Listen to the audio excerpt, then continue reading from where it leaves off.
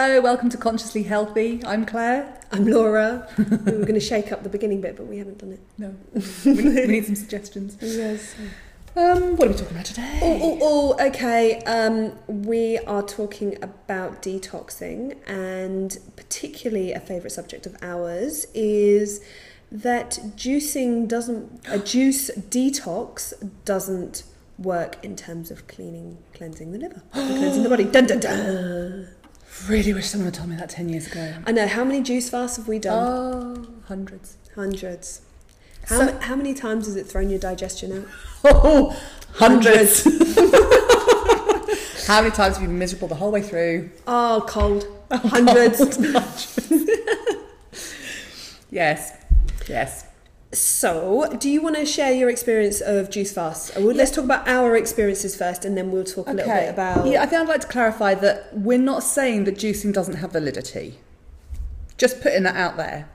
Absolutely, there is validity in juicing. Okay. However... when would you do it? So let's sort of segment it in terms of this is when juicing comes into its own, this is when it doesn't. I rarely juice because I have troublesome digestion. So we wouldn't recommend juice fasts or juice cleansing for people who struggle with digestion. Thanks. Yeah. So if I come out with the rant and then you interpret it in a you translate it. Yeah. Well, you're overtired today, so I can do this. Okay, so I wouldn't recommend it then. I wouldn't recommend it. A lot of people, this is contentious, isn't it? A lot of people really start pushing the alkalizing diet when they're diagnosed with cancer. I absolutely wouldn't recommend it then. Because it may alkalize the body. I don't think there's actually any science to prove that currently. I may be wrong. I will have a little check on Google later, but not right now because I'm in the middle of a podcast. If there are any amendments to that statement, I'll post them. But it may well alkalise the body and it may make us feel great. However, once we juice fruit or vegetables, the fiber's all taken out of them. The only thing that's left is carbohydrate, which is sugar. And if we know that cancer feeds off sugar, it doesn't matter if the sugar is in, sucrose form, glucose form, fructose. It doesn't matter. It's sugar. The body doesn't really notice any difference. So it's just sugar. So it's going to feed cancer. And I also wouldn't recommend it with diabetes for exactly the same thing. Exactly. And I think this is my experience of juicing is I wouldn't recommend to do it in the cold seasons either. So a lot of people get into January, February and go, right, I need a detox because I've eaten too much at Christmas, and they go straight into a juice fast, which usually crashes the immune system, so then we start getting ill. And also the immune system really struggles with sugar, so we're back on that subject. And I've tried this many times, like trying to do a juice fast when it's cold, and I get colder and colder, and my thyroid struggles with the whole experience. So not only, because we both suffer with digestion, so not only does my digestion go out because there's not enough fibre to be able to support the bowel, my blood sugar spike, which means that my energy goes all over the place, and I get really cold. So yeah, that's fun to be around. Yeah. And I was going to say there was another time I would never recommend it, which is if people have got hormone imbalances. So if you've got kind of period issues, polycystic ovaries, fertility issues, don't go near a juice fast because, and here's the big thing, we're often told juice fast for detoxing. And to break it down really easily, it's the liver that detoxes. Now, our liver detoxes regardless of what we put in. So there's actually a lot of debate at the moment in the health food industry around whether or not detoxing even has any benefit at all. Personally, I like a detox, and we'll talk more about detoxes that do work, but it has to be quite specific.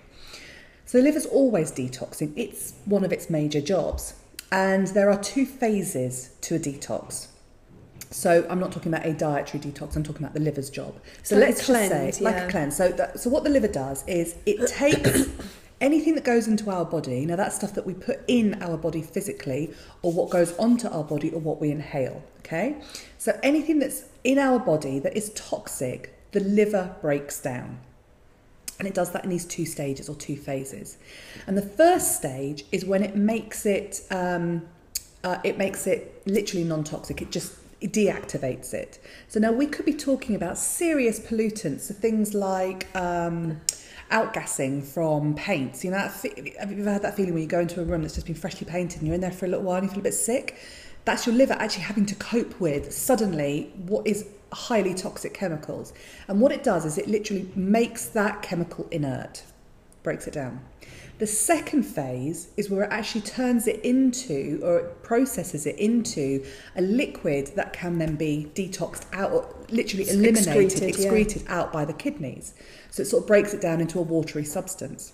Very clever. The problem is, for it to do the second stage, the liver needs amino acids, also known as protein. So it needs protein. So unless the liver is getting protein, it can't actually break the substance down enough to excrete it. So what happens is that we start to get a build-up because the liver's not breaking it down. So, you know, people talk about detox headaches and stuff. Healing crisis. Yeah, because the liver can't get rid of it. So we need protein. So if you do, even just doing a juice fast, if you feel drawn to it, please don't do it when it's cold. Do it when it's nice and warm, but make sure that at least, you know, once a day you're having protein, eggs, fish, you know, chicken. It can be light, just make sure that you're getting in those proteins.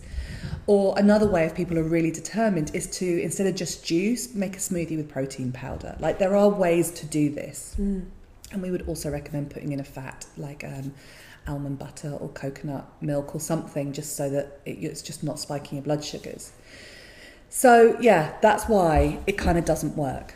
So this is why we end up with symptoms. Yeah. Is there anything else to say about that? Oh yes, because the other thing that happens during that second stage is the body breaks down our own metabolic waste from hormones.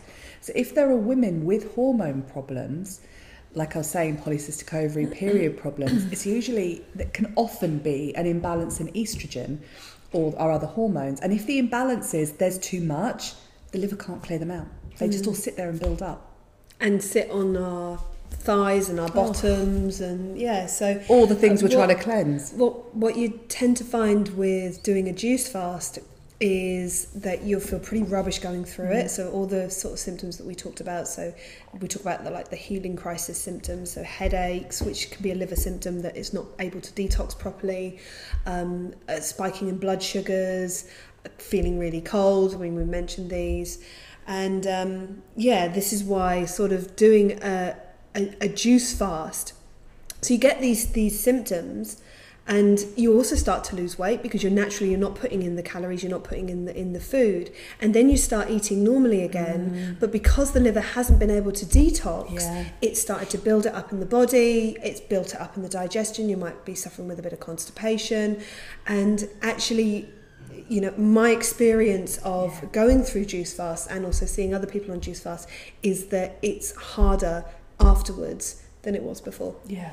So it's counterproductive. It can be. I've been looking at a different kind of detox. Yeah, me too. And we shall cover that in a different podcast. We shall indeed.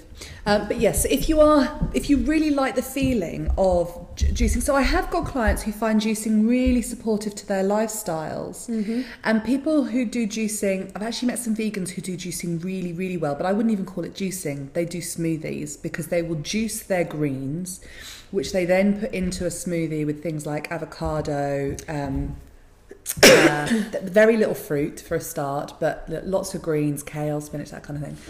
They put it into a smoothie with avocado, seeds. There'll be, you know, loads of things like L-glutamine powder in there. Like, it's this really which is your amino acids. So, you know, that's where you're getting the They often put in things like hemp powder, and they actually make like a proper smoothie. So my recommendation, and usually to my clients who are quite into juicing, is to start putting protein powder into their juices, protein powder and fat. And I think it's really helped recently because we've seen the NutriBullet come through onto the market, which is a great way of being able to get, you know, some really nutritious food without losing the fibre, and you can add in all the bits and pieces. So I think that there's sort of definitely alternatives. And the clients that I see that add juicing or smoothing into their lifestyle is when they have a healthy diet and they're adding in juicing or smoothieing. I agree. And because it can feel really lovely. Like every now and again I go, oh yeah, I really do fancy a smoothie or a juice. Like it's rare because of my digestion, but every now and again it's this, like we're drawn to the clean freshness of that. And particularly after, you know, festive seasons, holidays, that kind of thing, where we've gone a little bit overboard with maybe the fried foods or the fatty foods, the pastries, and alcohol, that we're kind of naturally drawn to doing that. And there are other ways to do it. And so definitely, yeah, just putting in your protein and you'll be actually doing yourself a lot better. Yeah, nice conclusion.